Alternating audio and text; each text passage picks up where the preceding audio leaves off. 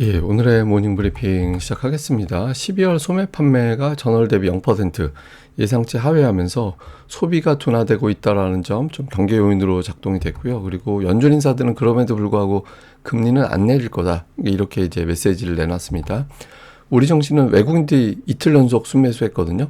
오늘 또 매수할지, 특히 최근에 한국 관련 펀드 쪽에 자금이 유입되고 있는데 이걸 그대로 반영하게 될지 좀 봐야 될 것 같고요. 어제 코스닥 지수 같은 경우는 상승 종목은 많은데 대형주들이 부진해서 하락했잖아요. 대형주 중에 일부라도 좀 돌아서는 종목군들이 나오게 되는지 이런 점도 오늘 좀 잘 살펴봐야겠습니다. 우선 미증시는 다우는 오르긴 했지만 약간 올라간 거고 S&P 500, 나스닥은 전부 하락했잖아요. 그러니까 전체적으로는 좀 관망하는, 지켜보는 그런 분위기였는데 업종들로 그냥 상승 업종, 하락 업종 수가 비슷했습니다. 그러니까 뭐 유틸리티나 아니 부동산, 금리가 많이 빠져서 부동산 업종이 좀 올라간 거 정도 있고 그 외에는 뭐 전체적으로는 그냥 종목별로 살짝 엇갈리긴 했지만 전반적인 분위기는 좀 지켜보자. 지표들 많이 나오는 주간이니까 지켜보자. 이런 분위기로 흘러갔습니다. 뭐 이슈를 보면 우선 소매 판매, 그 다음에 뭐 미국의 고용 지표, 물가 지표, 이번 주에 미국의 지표들이 쏟아져 나오게 되거든요. 그러니까 아무래도 워낙 많은 지표가 나오게 되니까 하나만 가지고 판단할 수는 없으니까 이제 쭉 지켜보고 나서 움직이자 이렇게 생각을 했던 것 같습니다. 우선 오늘 나온 소매 판매는 전월 대비 성장 없는 제로. 예상치는 0.4% 증가했는데 소비가 제자리 이렇게 되면 보통 소비가 줄었으니 금리 내리는 게 좋겠는데 라는 기대감이 나올 수 있잖아요.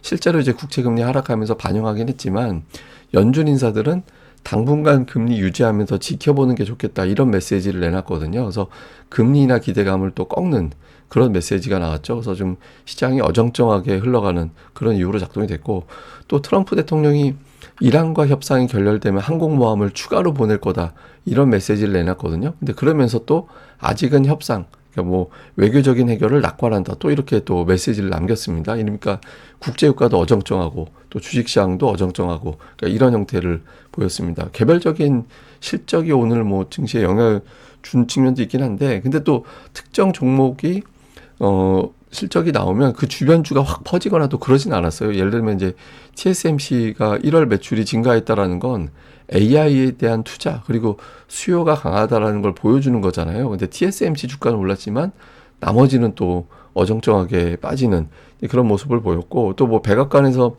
빅테크 기업들은 이제 관세, 그러니까 반도체 들여고 할 때 이제 만약에 관세를 부과하게 되면 빅테크 기업들의 원가가 올라가는 그런 상황이 되는 거잖아요. 그래서 이 기업들에 한해서는 관세를 좀 면제하거나 대폭 깎아주는 방안을 검토하고 있다라는 보도가 나왔었거든요. 그런데도 뭐 반도체주들도 마찬가지고 빅테크주들도 마찬가지로 뭐 어차피 저렇게 할 거였는데 뭐 이런 반응이 나오면서 그렇게 크게 반응은 없는 그런 모습이 나왔던 것 같습니다. 근데 뭐 시장에서는 일단 지표가 워낙 많이 나오니까 이걸 지켜보자라는 분위기인 것 같아요. 그러니까 최근 보면 그러니까 소매 판매가 줄었다 늘었다 또 줄었다 제자리였다 이렇게 되고 있잖아요. 전월 대비 0%였거든요.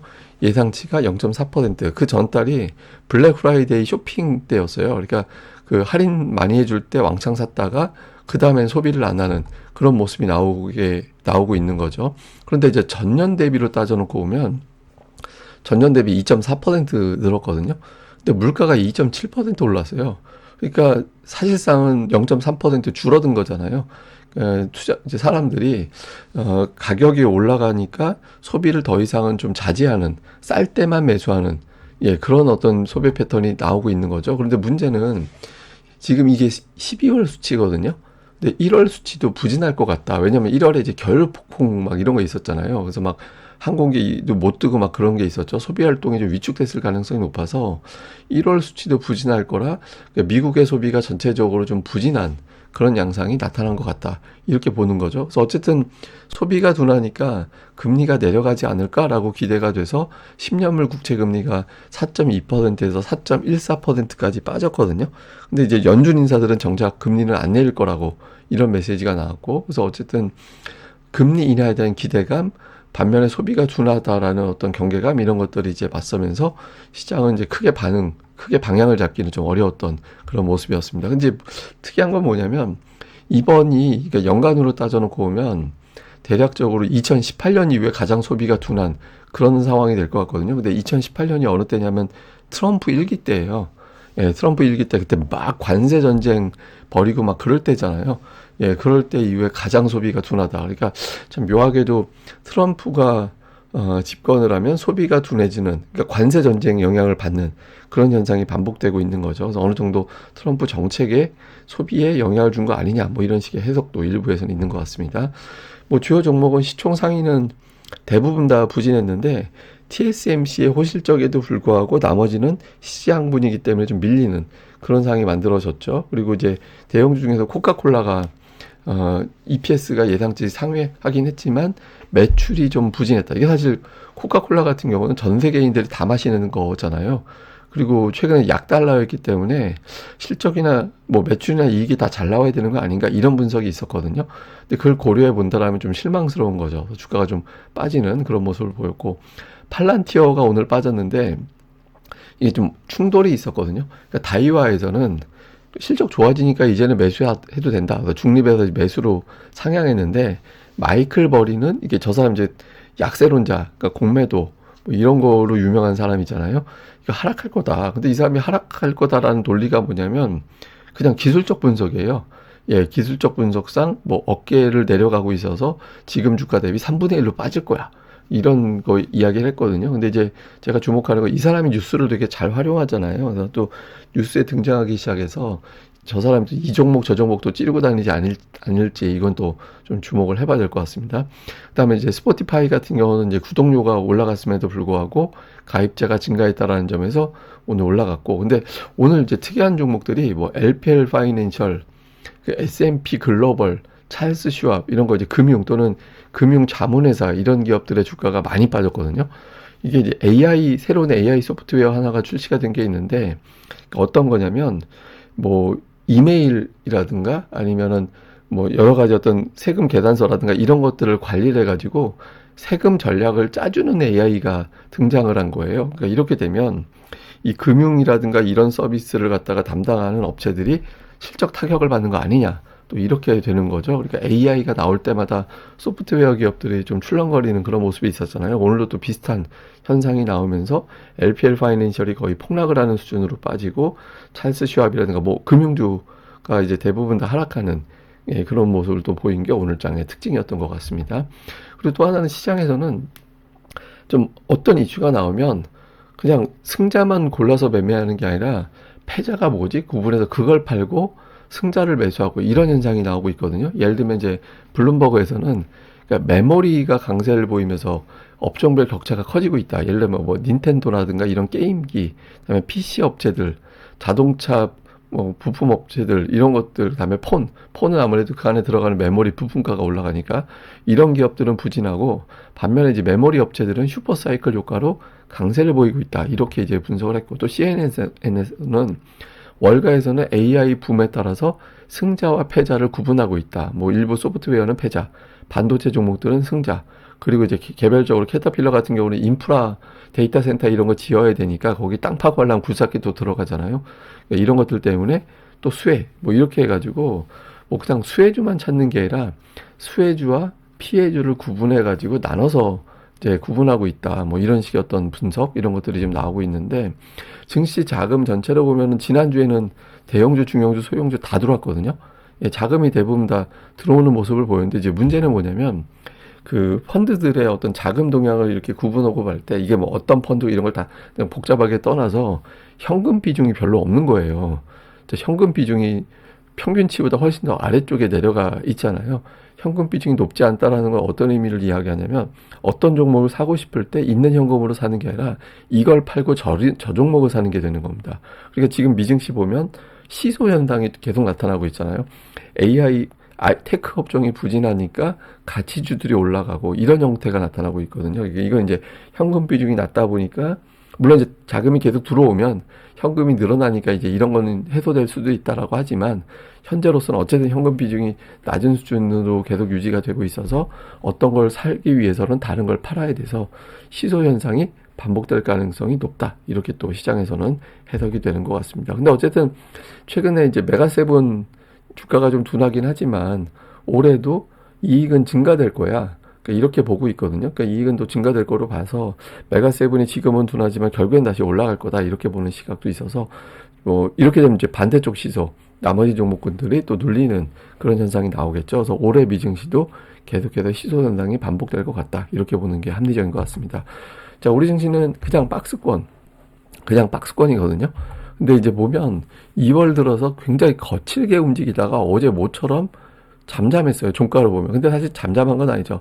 초반에 5,363포인트까지 올라갔다가 이제 5,300 턱걸이에서 끝난 거니까 근데 이제 좀 잠잠한 모습을 보이긴 했거든요. 근데 이게 이제 어쨌든 시장은 크게 보면 박스권으로 가고 있다라는 거죠. 그러니까 1월 말부터 이제 갇혀 있는 건데 계속 말씀드리는 거지만 5,400을 넘어가 줘야 이번 박스권이 깨지는 게 될 수 있어서 이게 이어지게 되면 투자자들은 5,000 이하, 4,900에서 매수하고 5,300 위에서 팔고 그러니까 이런 현상이 좀 반복될 수 있거든요. 그래서 이걸 이제 벗어나는 시도가 나오는지 이거를 좀 계속해서 봐야 될 것 같고 근데 수급을 보면 다행인 건 외국인들이 이틀 연속 매수가 들어왔거든요. 그러니까 이틀 연속 매수가 들어왔는데 사실 어제도 운송장비, 그러니까 어제 하나에어로하고 현대차 매도한 게 있었잖아요. 그 두 개가 이제 운송장비 업종이거든요.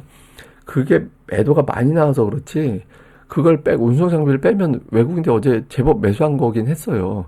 그러니까 외국인들이 매수로 돌아온 것 같이 보여지긴 하거든요. 근데 이제 이틀 매수까지는 왔는데 오늘같이 미증시가 어정쩡하게 끝난 날도 외국인들이 매수를 하게 된다라면 조금 더 자신감을 갖게 되는 그런 계기가 될 수 있겠죠. 그래서 오늘 외국인들이 매수가 들어온지. 근데 다행인 건 한국 관련 펀드 쪽에 자금이 굉장히 강하게 들어오고 있거든요. 그래서 외국인 투자자들이 지갑에 돈을 많이 들어오고 있다. 요즘은 이제 지갑에 돈 잘 안 넣어놓지 않나요? 그냥 카드 한도라고 해야 되나? 하여튼 이제 지갑에 어쨌든 돈이 두둑해지고 있어서 외국인들이 매수할 수 있는 여력은 충분히 있다. 근데 이제 그런데 매수할 거냐? 아니면은 좀 포트폴리오 이제 배분 차원에서 좀 축소할 거냐? 이게 되게 중요하죠. 일단 매수할 가능성이 좀 높다. 이렇게 시장에서는 기대를 하고 있는 것 같습니다. 코스닥 쪽은 약간 이제 흘러내리는 느낌이죠. 그러니까 저점은 1,100포인트 정도가 저점은 나오고 있는데 고점이 약간 낮아지는 거 아닌가 이런 느낌이 있잖아요. 근데 대형주가 그래서 그렇고 중성주 쪽 같은 경우는 신고가거든요. 종가 기준으로는.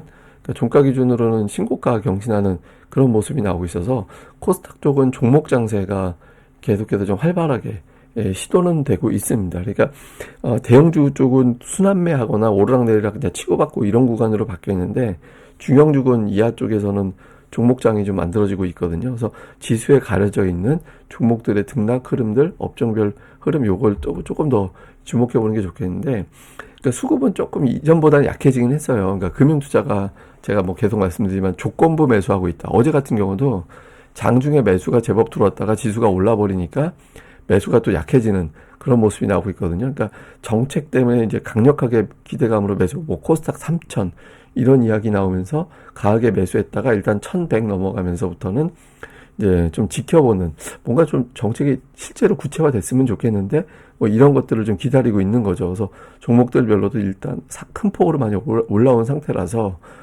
약간은 이제 옥석을 좀 가릴 필요도 있고 그래서 수급이 약간 정체. 최근에 보면 개인 투자자들 매수한 날이 좀 많아지고 있잖아요. 금융 투자가 압도적으로 매수하다가 이런 현상이 나오고 있고 고객예탁금 같은 경우도 이제 설 전이라서 이게 늘어날 수 있을까? 어제 한 방에 10조 원이 줄었거든요. 그러니까 저거는 개인 투자자들이 하루에 5조 원 매수한 날이 있어서 그것 때문에 이제 예탁금에 있던 자금이 빠져나간 게 하나가 있었고 아마도 금융 상품이 이제 만기가 돼서 예탁금으로 잡혔다가 그게 이제 한 방에 빠져나간 것도 있었을 거고 이래서 이제 예탁금의 변동성이 굉장히 크거든요. 근데 이번 주가 설 연휴라서 설 연휴 앞두고 있는 주간에 예탁금이 늘어나는 추세가 된다라면 정말 주식에 대해서 진심인 걸로 주식 매수해야 된다. 포모가 막 있는 걸로 해석이 될 수 있거든요. 그래서 이번 주에 예탁금의 추이는 계속해서 좀 모니터링을 해봐야 될 것 같습니다. 그리고 또 하나 어제 약세 보였던 종목들이 있거든요. 예를 들면 뭐 반도체 쪽에서 원익 IPS 투자 경고 이슈 때문에 이제 눌린 걸로 보여지고 다음에 하나에어로 4분기 실적 때문에 연간으로는 좋았는데 4분기 실적은 안 좋았다. 그러니까 좋은 거 나쁜 게 있는데 나쁜 쪽으로 반응했잖아요. 그리고 코스닥에 대형주가 일제히 빠지면서 코스닥 레버리지가 또 어제 큰 폭으로 하락하는 그런 모습을 보였거든요. 제가 이걸 왜 보여드리냐면 시장이 좋을 때는 크게 빠지는 게 있으면은 매수가 그 다음날 붙어요.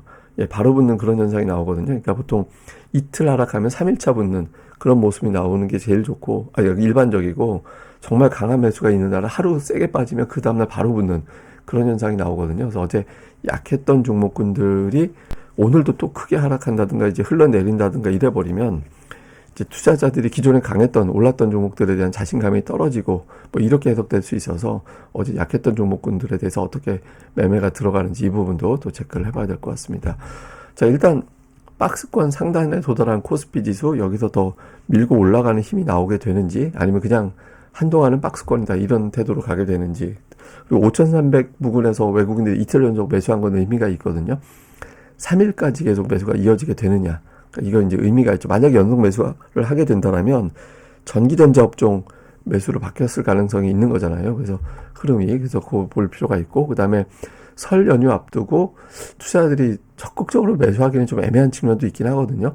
근데 특히 코스닥 시장, 개인 투자자들 비중이 높은 코스닥 시장이 어떤 흐름으로 가게 되는지, 그리고 어제 같은 경우는 대형주 쪽을 팔고 뭐 배당주, 예를 들어서 금융주라든가 뭐 이런 것들, 다음에 여행주, 중국 관광객 많이 온다라고 해서, 다음에 소비주, 뭐 신세계 인터내셔널이라든가 뭐 이런 종목군들이 강하게 올라갔잖아요. 그래서 어제 이런 구도로 갔었는데 오늘은 대형주 쪽으로 다시 또 흐름이 바뀌게 되는지 뭐 요 구도 좀 흐름을 좀 계속해서 지켜봐야 될 것 같습니다.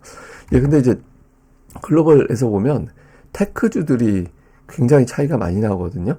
근데 웨스턴 디지털, 뭐 하이닉스, 마이크론, 삼성전자, 엔비디아 이렇게 이제 구분이 되는데, 그러니까 돈을 쓰는 업체들, 버는 업체들, 쓰고 버는 업체들 뭐 이렇게 좀 구분이 되는 것 같아요. 그러니까 벌기만 하는 업체들, 뭐 예를 들어서 웨스턴 디지털 이런 기업들은 가장 강하게 올라가고 있고, 다음에 이제 설비 투자도 일부 좀 하지만 그래도 당장은 버는 게 일방적으로 많은 기업들, 이게 SK하이닉스, 마이크론 이런 종목들. 그러니까 삼성전자가 이제 뒤늦게 올라가면서 상대적으로 폭이 적긴 하지만 이 정도 흐름이고, 엔비디아 같은 경우는 이제 다른 데 투자도 하고 벌기도 하고 이게 좀 상대적으로 좀 그게 오락가락하는 게 더 크잖아요. 그렇게 되면서 주가는 좀 비교적 다른 종목 반도체주들에 비하면 좀 둔하고 이렇게 구분이 되는데, 하이닉스가 많이 올라간 것 같이 보이긴 하지만 다른 기업들에 비하면은 뭐 웨스턴 디지털, 샌디스크 이런 것들에 비하면 좀 애매하다, 이런 분석들이 있잖아요. 그래서 뭐 많이 올랐다보다는 다른 테크 기업들에 비하면 덜 오른 측면도 있긴 있어서 외국인들 입장에서는 비중 조절하고 나면 이제 다시 매수할 수도 있다, 이런 해석은 얼마든지 가능하거든요. 그래서 막연하게 많이 올랐다보다는 지금의 어떤 가격 상승이 과연 내년까지 이어질 거냐, 올해로 그친다면 올해 상반기 중에 주가 고점이 나올 거고, 내년도까지 이어진다라면 올해 하반기 정도까지는 더 오를 수 있는 여력은 있다라고 해석될 수 있거든요. 그래서 많이 올랐다보다는 그런 부분들을 더 집중적으로 체크해 보는 게 필요할 것 같습니다. 예, 그럼 또 오늘 하루 또 잘 보내시고요. 저는 또 다음에 뵙겠습니다. 이 방송 구독하기와 좋아요 꼭 좀 부탁드립니다. 예, 감사합니다.